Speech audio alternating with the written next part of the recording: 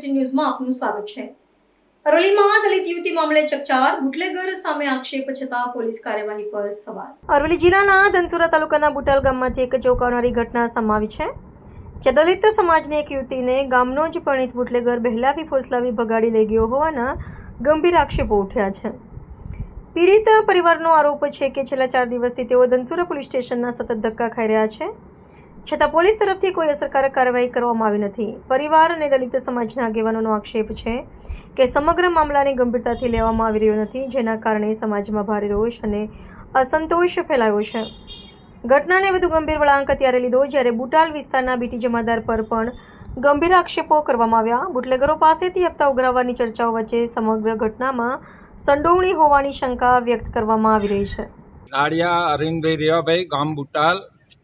અત્યારે અમે એસપી સાહેબની મુલાકાતે આવ્યા, જે અમારી બુટાલ ગામની અંદર બુટલેગરોની જે બેઈમાની ચાલી રહી છે એના માટે એક દીકરીનું જે અપહરણ કરવામાં આવ્યું છે નાડિયા સમાજની, અને એ સમાજ નાડિયા સમાજની દીકરીને અપહરણ કરી ઉઠાઈ જઈ અને જે પોલીસે એમને જોઈ એવો સપોર્ટ ના કર્યો, એટલા માટે અમારે એસપી સાહેબની મુલાકાતે આવવું પડ્યું અહીંયા મોડાસા। સાહેબે શું કીધું તમને? સાહેબે એમને ઘણો સંતોષકારક જવાબ આપ્યો છે કે તમને એવો ચાન્સ આપવામાં આવશે કે જે દીકરી તમારી તરફેણમાં થાય।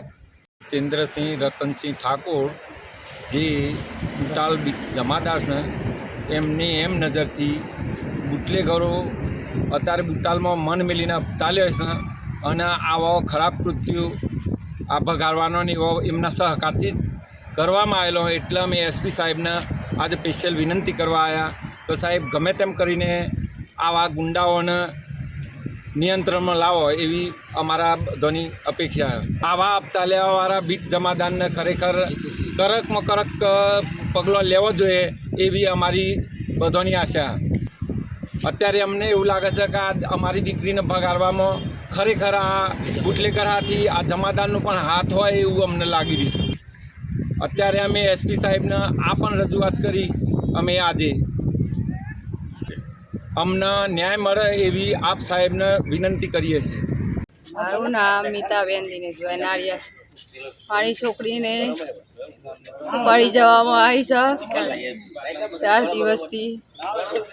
ધનસુરા પોલીસ સ્ટેશન ના હોપી રજૂઆત એના લીધે અમે મોડાસા એસપી સાહેબના જોડે આવ્યા હે। અમારી રજૂઆત હોપડે એવું અમને લાગે છે, મનોનો ન્યાય મળે એટલું।